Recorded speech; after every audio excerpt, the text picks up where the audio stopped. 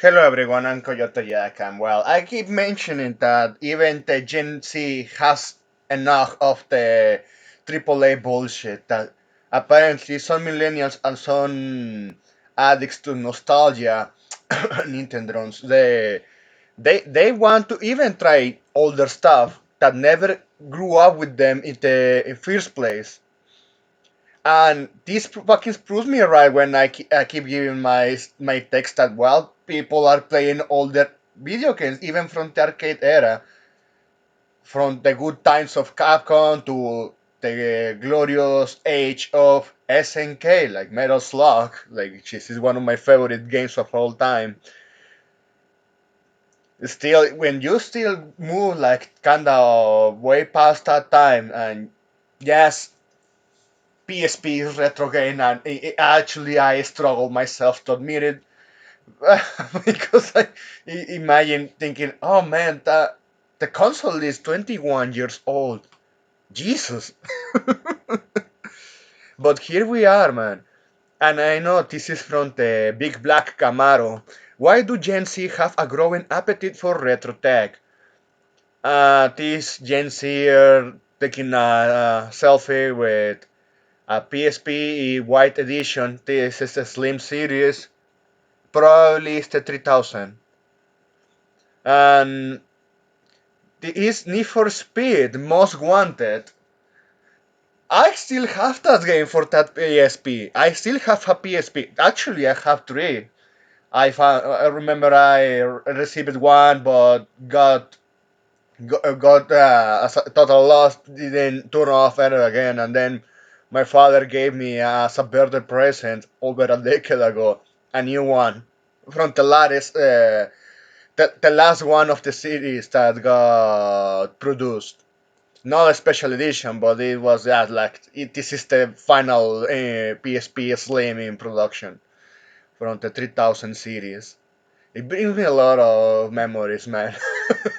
I have all the Need for Speeds that came from that console. But well, let's continue. Gen Zs are going retro. People in their teens and early 20s are increasingly turning to old school tech in a bid to unplug from the online world. Here's the thing, man. In current day, it's absolutely easier to get a homebrew software, put it in that console, and just play those games. And those, they even were like games filled with online component stuff. But here's the catch: those games can run with from the fucking game. Look, I know I'm mixing things up. I need to start from this. I for from not only PSP, the Nintendo DS, the 3DS, even those ones came with physical media that can actually be played on the fucking physical media player, the attachment. You didn't need to fucking install it and update again every single fucking time for some quote unquote fixes, and for the most part, most of those were fucking patches that bring censorship. Just like we have covered from AAA to indies. You are sticking to a 1.0 version, but those ones have a lot of content, and the gameplay is more a better mix of being proactive and a different pace compared to other stuff that nowadays is overloaded. So look at this. Amazon UK told the Big Black Camaro Scotland News that the retro themed product surged in popularity during in Black Friday's event, with portable vinyl turntables, Tamagotchis, and disposable cameras among their best sellers. The disposable cameras, I still remember those. I still have one, but yeah, the oh man, what is that? It's the cartridge, the movie film to that actually recorded those photos. Yeah, that one got jammed. Yeah, because we didn't get them on time to get the photos out there. But anyway, Retailers Curious and John Lewis also said that they have seen retro gadgets making a comeback with sales outrageous instant cameras and alarm clocks showing big jumps. And this is the interesting part because in more of the stuff, you are going to see even people willing to give the, the attention to those scalpers that hoarded all of that media. Because yeah, we gaming is so fucking backwards, evolved so fucking backwards. Look, 100 gigabyte game you can have even if you pirate the console, you homebrew the console. Like for example, I was looking at a PSP Go because I have one that one of my friends sold me a long time ago. You know that one can play the one a lot of fucking games because I found an attachment that can expand the problem with the memory, the internal memory, to turn it into 120 gigabytes of storage because it still have that proprietary memory that even people remember from the Sony Ericsson days, the M2. That one with 120 gigabytes micro SD, mwah, you are good to go, man. You can with that storage, you can get almost fucking 70 games at best. And I'm not joking because we are going from all the sizes. The maximum sizes of 6 games were up to 140, which is was the capabilities of the storage of the UMD or Universal Media Disc. Yeah, I'm old, man. I'm not that old, but it's fucking kidding me. Let's continue. While some people scroll endlessly through Netflix in search for their next watch, why you're still using Netflix? 17-year-old Declan prefers the more traditional approach of having a DVD in his hands. And you don't have to bother if they're even going to cut off part of the movie because, yes, they have censored movies like video games post post patches there with among those fucking streaming platforms, man. is uh, well, let's continue. He grew up surrounded by his grand collections and later broke his own after visiting a shop with a friend. The main selling point for me is the cases, he says. And yes, because people also enjoy it those times when you can have a manual there. There's something about really clean cases that I love. Everyone does. Hell, man, I remember that the GTA games that came for the PSP came not only with the manual but with the whole fucking map of the game. So you had physical goods, and those were mandatory for the same price as the rest of the other games. And yes, I have those three intact and still working. But let's continue. Streaming services like Netflix and Disney Plus dominate the market, but the clan says he values ownership. It's nice to have something you own instead of paying for subscriptions all the time. And yes, as times pass by, we have seen how, even with Xbox, with the fucking price hikes, the subscriptions got absolutely high. That yeah, nobody in the right mind has the money to spend on that if they are not going to play the games like almost entirely day to get the benefit out of it. Even if there is at least one game that they are interested. But yeah, with physical media. And yeah, say I know physical media still is running in the PS4, Xbox One, but those are like a detriment because those specifically they force you to install the data in a hard drive, and most of those games didn't have the full games, so you have to download the rest through the fucking console servers. Both for PS3, the PSP, the Xbox 360, it wasn't like that. Hell, and I don't need to mention obviously that the original Xbox and the PS2 didn't have those issues. Because you had developers that really needed to be skilled and talented to make good content and optimized it. You don't have any of that nowadays, but let's continue. If I lost access to streaming tomorrow, I still have my favorite movies ready to watch. Yes, or even if you back up old or sail to seven seas, and before you get in that internet connection cut off, if you get the data, you have a DRM free, baby. You don't have to worry if they are going to launch a packing patch or have a kill switch inside that is not going to make allow you to play your stuff. But well, let's continue. He admits DVDs are quote unquote dying way of watching movies, but that makes them cheaper. I think they are just cool. There's something authentic about having DVDs, he says. These things are generations old. It's nice to have them available. The grooves on the record make it feel real.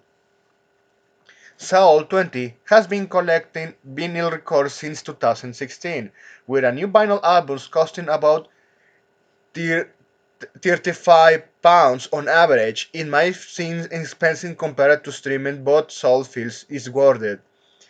It's more authentic sound, he says, but yeah, but even I have to give the benefit of sailing the seven seas. You don't have to pay to scalpers, and even I know I'm fully aware that that physical media is going to get jammed, is going to rot, because it's how it happens for the most part.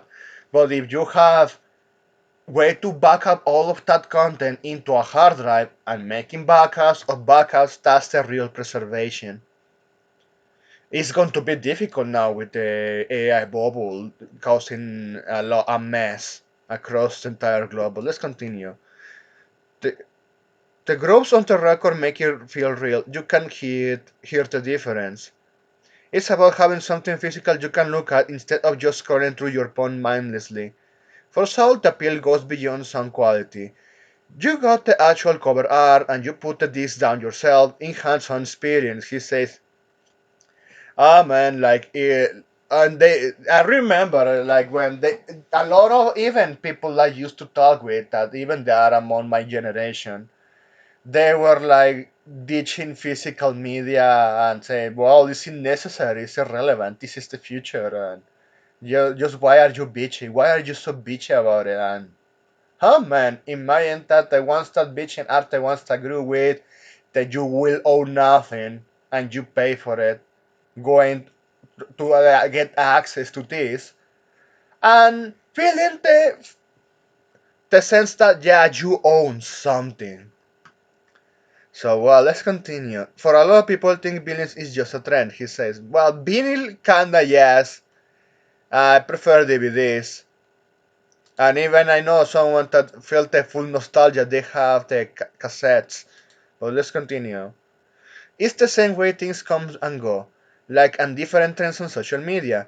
Once it becomes too expensive, people will click off of it. He says yes, and even this fucking owner, so this said media wanted it to be like this. So yeah, if they are not selling anymore, well, sell the seven Cs. If you're not going to get it, still you're going to enjoy it the way it is.